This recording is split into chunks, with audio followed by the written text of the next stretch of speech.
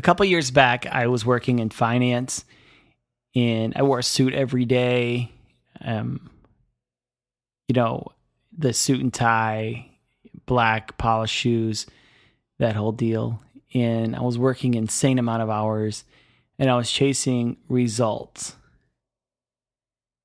And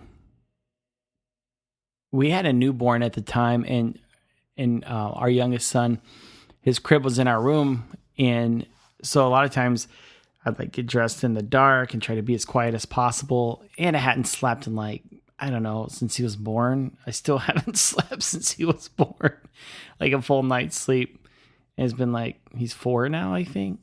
But anyways, so I was extremely exhausted. I was working crazy hours, and I had an appointment. It was a Tuesday, and I get all the way to work, and my buddy's like, Jeff, what the heck? Dude, what are you doing? And I'm like, what are you talking about? He said, dude, you're wearing brown loafers. Now, I guess sometimes I get dressed in the dark. I would get dressed in the dark. So, okay, so you accidentally put on brown loafers, whatever.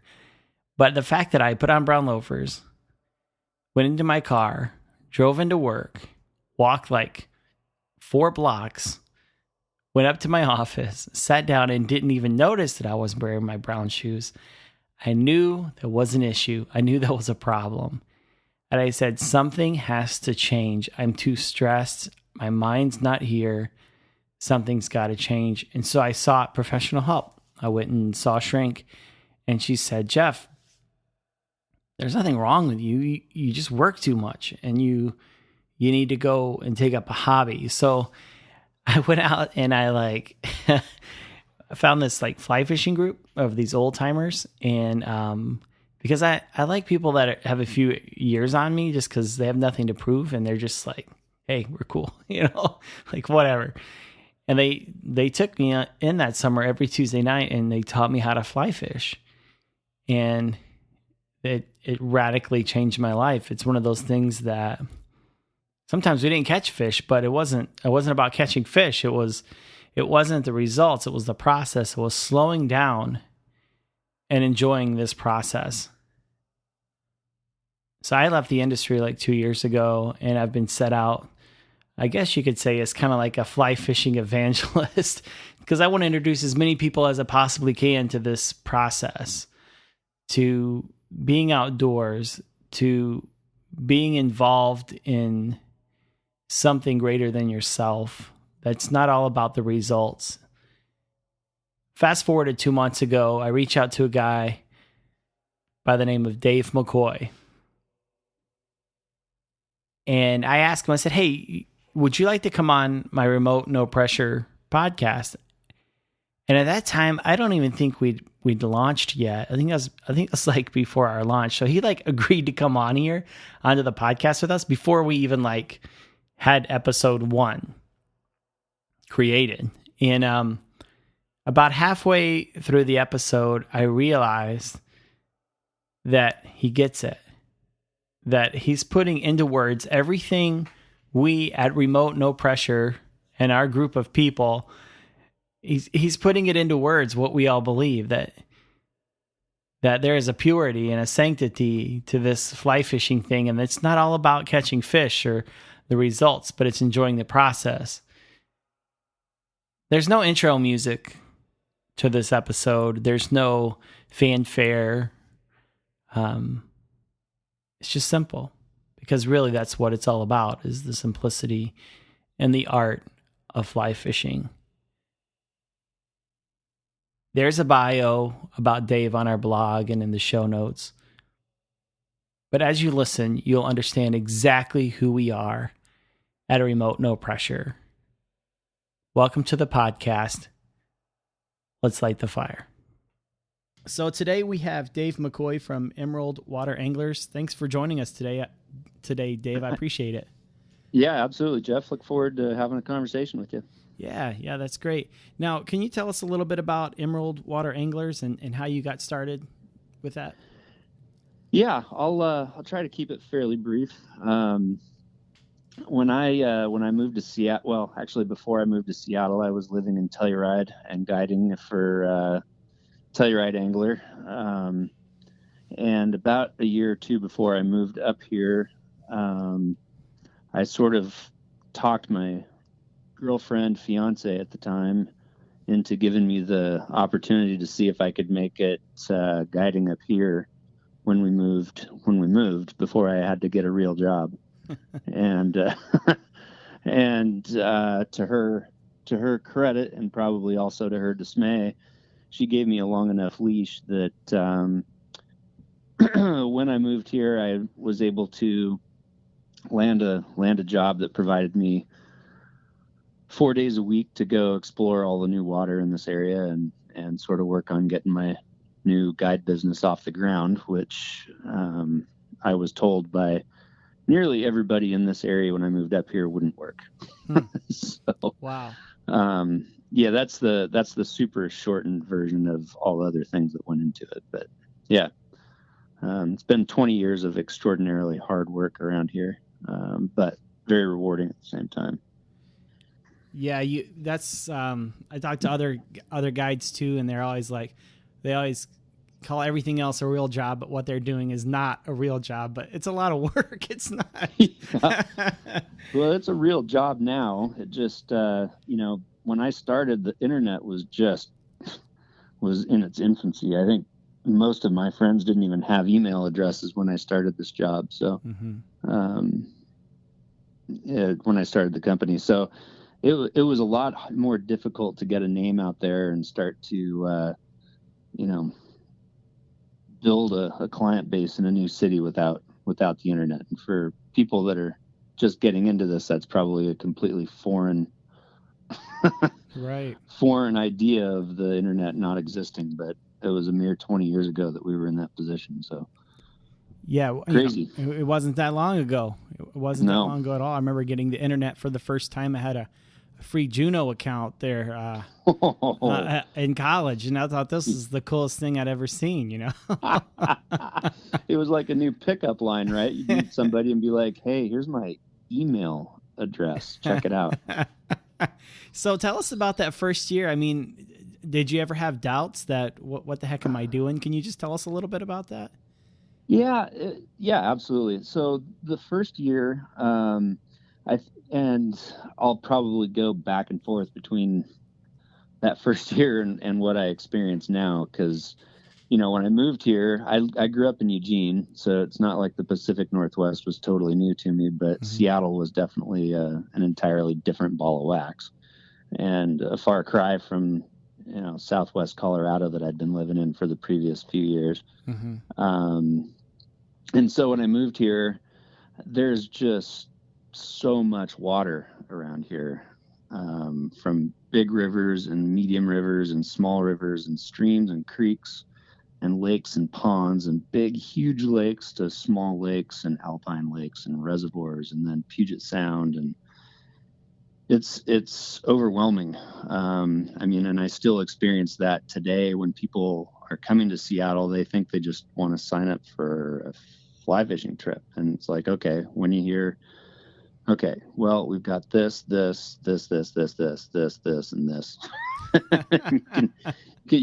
You can hear them over the phone getting deer in the headlights with that conversation. And it's like, holy crap. So the first year was crazy. I mean, I was trying to fish something new every single day. I was good friends with the guys at Scott Fly Rods from living in Telluride, and fortuitously chose to move to Seattle at the same time that they were opening the fly shop in the flagship store here of REI. So they helped me get a job working in the fly shop at REI, which obviously doesn't exist anymore. And I somehow convinced management at REI to let me work 3 13.5-hour days to achieve my 40 hours a week. Wow. So I could fish the other 4. Big mistake on the 3 13.5-hour days. I was such a bitter person to be on a retail floor by the 10th hour. So, but it served its purpose. I learned what I needed to, and a couple of the fisheries around here when I moved here that I immediately latched onto were things that really not a lot of people were paying very much attention to.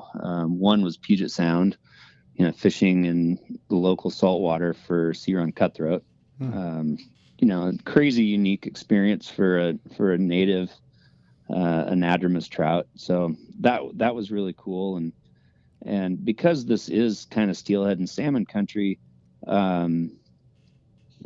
most people's focus up here, if it wasn't trout in lakes or on the Yakima, then it was just steelhead and salmon. And so the idea of fishing a small stream for small trout was almost completely foreign, Jeff. It was. Yeah. I went into all the fly shops that were around at the time, and the smallest rod any of them had at that time was a 4-weight. Wow. That was right about the time Sage had come out with their 0-weight center axis rod. Mm-hmm. And none of the shops had even heard of it. Wow. Obviously Sage is here in Seattle. And so that first summer, I started, kind of exploring some of the small streams. And yeah, you're not catching huge trout. It's not Colorado, it's not Montana or Idaho, where small, even small streams hold 14-inch fish. It was very akin to when, guiding Telluride, the San Miguel would blow out and we'd have to go fish like Deep Creek or Cement Creek or the upper Dolores. And we were happy with 8-inch fish. Right. And bushwhacking and clients loved that back then. And it really took moving here for me to really understand why. And it's, the idea of adventure and having to work for these little fish and advancing your skill set through, sitting on your knees and holding the top half of the rod to make a cast because the canopy's too tight for the full length rod, and it thrived here. And Washington has hundreds of small streams like that, many wonderful ones within an hour of downtown Seattle. So that was kind of the other thing that I really sort of latched onto when I moved here was that, because I felt like that was going to be a great representative trip of what the Pacific Northwest was like for, travelers coming to Seattle to fly fish. What is it? What is it about our instinct, or is there something deep inside of us? Would you say, on a more philosophical note, that when you talk about adventure and working hard for your fish, do you think why do you think that's so fulfilling to people? I think that's a great question. I wouldn't say that is necessarily something that every single person is born with. I'm sure that you and a lot of the people that listen to this come across people that are just the opposite. I want it easy. I want it big. I want it right now. And I want a bunch of them. Right. And the idea of having to work or learn to become better anglers to achieve that sort of result, is not something that appeals to them. Yeah. And honestly, with some people, it may not. And I, to some degree, I think, my 30, God, I've almost been in the sport for 30 years. It's unbelievable. I think to some degree there's a little bit of onus on the, when somebody decides that they want to pick up fly fishing, I think there's a lot of responsibility, if you will, with that first person that they meet and start to glean some wisdom from on the sport, or just, how to cast and so on and so forth, to ensure that those people have kind of that right idea of what fly fishing really is or can be, or if you talk to me, should be. It is, in my opinion, it's a way to get away from your busy life, to immerse yourself in nature, to forget technology, your cell phones, either to share with family or get away from family, whichever case that may be, And that in reality, the idea is to step foot into a piece of water and present your fly without that fish ever having known that you are in its world. And sometimes it doesn't require much skill, and other times it requires an extraordinary amount of skill. And I think that helping those early anglers see the value in that, and the bottomless amount of skills that you'll learn through a lifetime in the sport, I think it's really important. We battle that here all the time with people that are coming out, and just like with steelhead is a great example. How many fish are we going to catch tomorrow? Well, we're probably not going to catch any. Versus, because of the way we choose to do it, versus some of the other people in the sport that are like, well, we average, 4.5 fish a trip. Right. And it's like, man, you've already lost them. You've already sent these people spiraling down this path of it's all about the end result, and that you lose so much of what the sport really can do for you in that sort of segment of the industry. And it's really hard to draw people back out of that once they're there. So wow. I was really long-winded and not sure I even answered your question.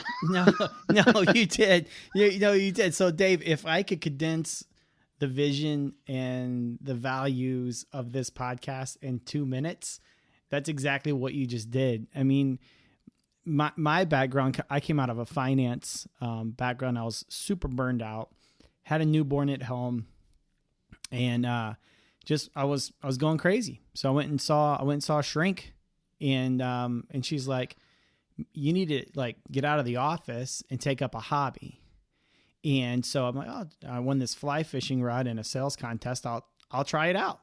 And so I went out with these old timers, right? I mean, these guys are twice my age. With they definitely have their like wading sticks with them, Yep. And they put me on some smallmouth bass in a river just north of town, and it changed my life because of exactly what you're talking about. It's not the fish that we even catch. I mean, yeah, we want to catch fish and it's a lot of fun, but it's being there in that moment and getting away from our everyday. I am right on with. I'm so excited right now. I can jump out of my seat because that's exactly what I'm talking about. That's awesome. And you've been in it a lot longer than I have. You've been in it 30 years. And for me, that's so encouraging to hear.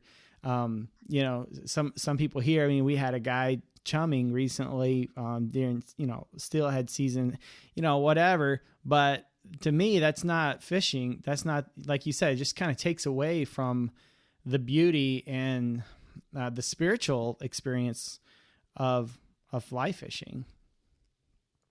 Yeah, and I, like I said, I think that everything fly fishing can be, if at its core, if the most simple way of looking at fly fishing is that it's got so much possible depth to it that it can really accommodate almost any personality. And some people's personality is going to be just results, Right. And I think as we get older, you start to have perspective. And I think even result-oriented people will, on occasion, and frequently actually, move away from that result and move more into the process. And for my company, we are 100% about the process. I just sort of assume that every single person that we're going to guide, or that comes into the store, or that we talk to on the phone, or that travels internationally with us, is going to be somebody that embraces this sport for the rest of their life and hands it down to people in their family when the door opens to do so. I just treat every single person I meet with that in mind. And I know that that's not everybody. And I could go down a road of my opinions on that I won't go down. But, where you came from and why you got into it, I tell people this all the time. There's there's been so many presidents of the United States that fly fish. And the reason for that is because it requires so much attention to everything going on around you. It's an observant based sport. That it appeals to them because they get the worst frickin' job in the world, and they'll do anything to take their mind off of it for a couple of hours. Right. So if that's what draws people out, is to take their mind off of work, so be it. And that's awesome if it's therapeutic and spiritual in that way. But for those that really do it because they love it, and eventually even those people do end up loving it, man, it's just such a cool experience, and it puts you out in some of the most wonderfully beautiful places on the planet. Well, let's talk about your career, Dave, in particular.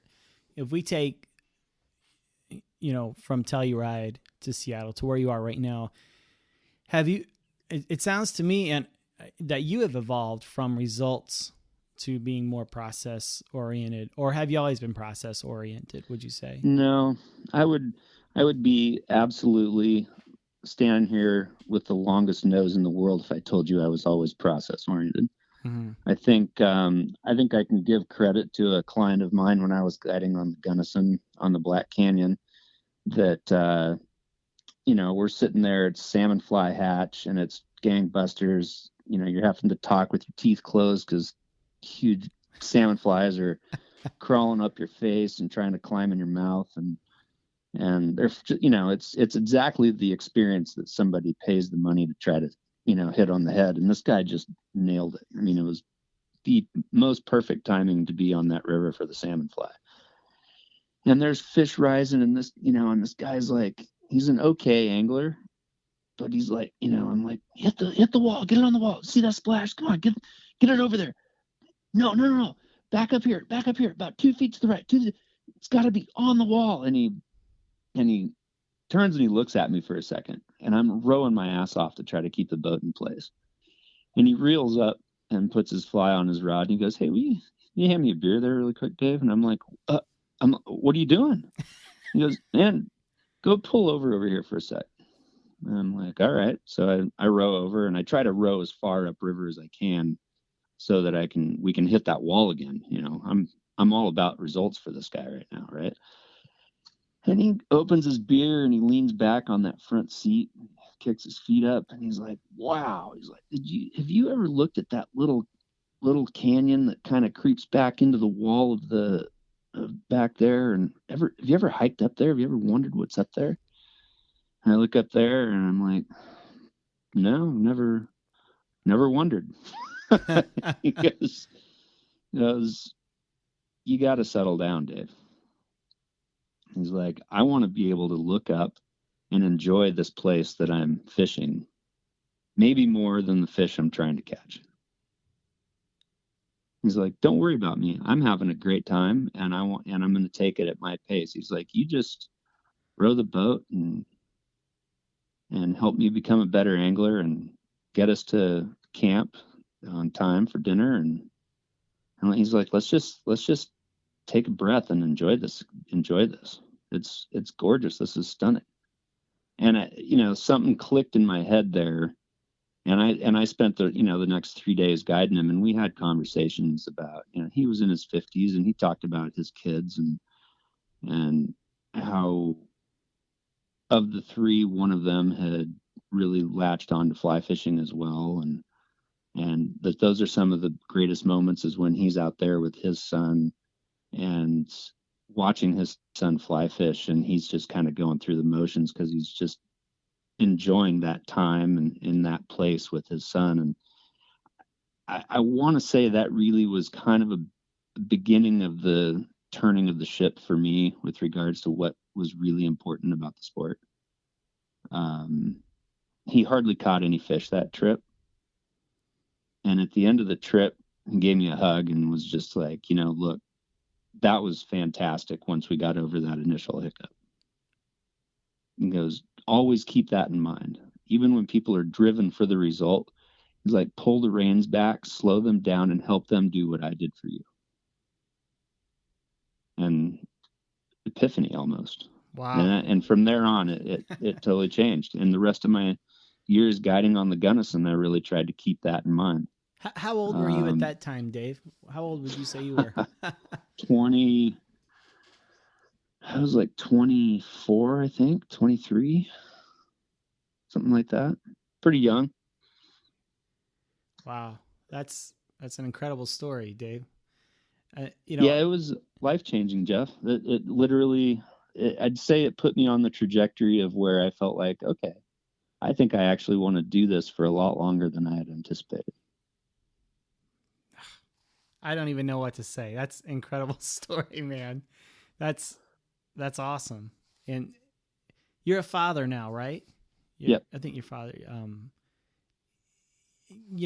before having kids, I mean, you take that, it's an analogy, an epiphany of life. I mean, when you're younger, you're in your career, you're working nonstop. You got to do this. You got to make it work. You got to do this. And really, one day you look at your kid and you're like, dang, like I need to slow down and have a beer and look around. Mm-hmm.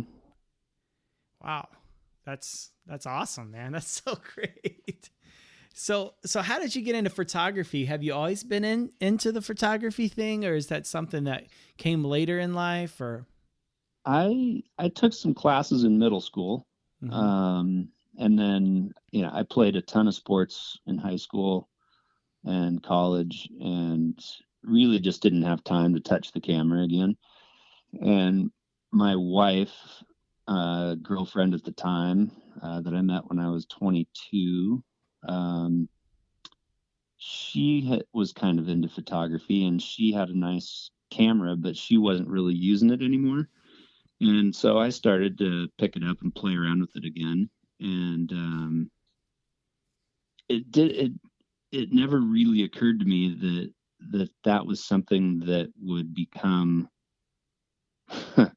more of my weapon of choice than any fly rod, really. Wow. I realized, and it goes back to that conversation with that client, that if on trips I'm guiding people and they're trying to fish and they're trying to enjoy themselves, and at the same time they're burning these memories into their brain, but there's no real way for them to share it without pulling themselves away from what it is they're there to enjoy, to try to snap a couple of photos. And most of the time they don't do it. You've been on trips like that, from the minute you get on the water till the time you get off goes by like the snap of your finger. Right. Again, a little bit of a life analogy, right? Right. And so I just started using the camera as a way to, at first it was value added. I just took pictures of fish so that these guys could have a decent shot of fish that they caught. And then I started to realize that, the more I was on someone's shoulder and in their ear the whole time, you could see the tension in their shoulders and in their cast. And when I'd step away to take a photo for a minute, they relaxed, their casting was better.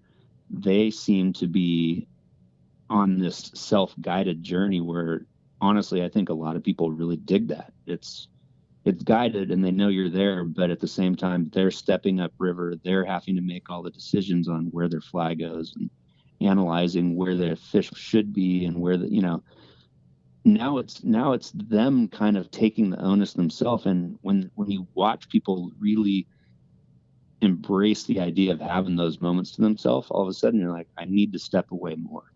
Wow. I have to step back more often, because they end up with a more enjoyable experience from it. And at the same time, coming back to the photography, I get to capture these wonderful images of them that I can't even count how many clients now that I have photographs I've taken of them blown up big on their office or in their, at their house or something like that. And, it's just really cool. It just gives you really a full spectrum guide. If you're going to talk about what being a professional guide is, I just think it brings all the elements to the table on your behalf. And people appreciate it without question. Yeah. I mean, a subpar angler. I mean, I do my best, you know, and part of the reason I'll be vulnerable for a second. Okay. And part of the reason I started the whole podcast is so I can like talk to people like you. Right. And, cause I absolutely love it. Fly fishing has changed my life. So if I went to, I mean, being from in the client's eyes, you know, Dave, if you're right behind me watching every cast I make, you know, I'm going to be a little intimidated, and I could totally get it. Like if you stepped away, just like, leave me alone. Let me figure this out. You know, I would totally, you're exactly right. My cast would be a lot more relaxed. You know, I would feel a lot more comfortable. So that's, you know, that takes some emotional intelligence to recognize that, because some guys don't. You know, back to another analogy in life, we want to control everything in our life. You know, we got to control everything. My kids will do this. My kids will be like this. My wife, you know, all this other stuff. When really we need to just chill and step back and let the people around us be who they are. Yep, you know, exactly. Wow, man, just great. So, well, we appreciate you. We appreciate you coming on here. I mean, we try not to go over half an hour. Now, I just want to touch a little bit on. You have some trips coming up. I've got a fabulous group of people that I have this wonderful opportunity to travel around with, and that trust me to make sound decisions on wonderful trips that have culture and adventure and great fishing and guiding, and, you know, are the full meal deal. And they trust me implicitly to make good decisions, and keeping up with them, I get to see the world. It's something I never thought would ever happen. You know, pre-internet, this stuff was only in magazines, and there really was very few people out there to mentor young people like me at the time. I just sort of had to pave my own road. It was tough, but I've got a crazy travel schedule over the next 3 years. Tahiti, Russia, Seychelles, India, probably going back to Oman, Bahamas, Mexico, Tierra del Fuego, back to Bolivia, Honduras. Yeah, I've got a lot of trips over the next 3 years. So when you're coming home from Sudan, for instance, what's the first body of water you want to fish when you get home? Or are you Puget Sound. Okay. Puget Sound. Puget Sound. You love it there.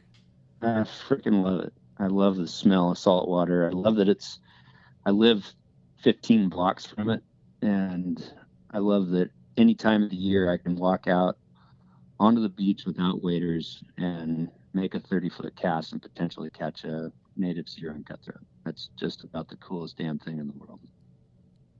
I agree. That's a very cool thing. That's very lucky. That's awesome. Yeah. Have a great night, Dave. Yeah, you too, Jeff. Stay in touch, man. Thanks for the opportunity. Yeah, we'll do. Talk to you soon. All right. Take care. Yep. Bye-bye. Thank you for listening. Check out our website at remotenopressure.com. If you believe the same thing, if you're in that place, maybe you're overworked and you don't see a way out, or maybe you totally get what we're saying when we say, let's just enjoy the process. If that's you, go to our website, remotenopressure.com, like us on Facebook, join our mailing list. You know what to do, right? I'm not a salesman. I'm a horrible salesman. I'm not trying to sell you anything, but I believe that we can make a difference in other people's lives and in our own lives if we just enjoy the process. Thanks for listening.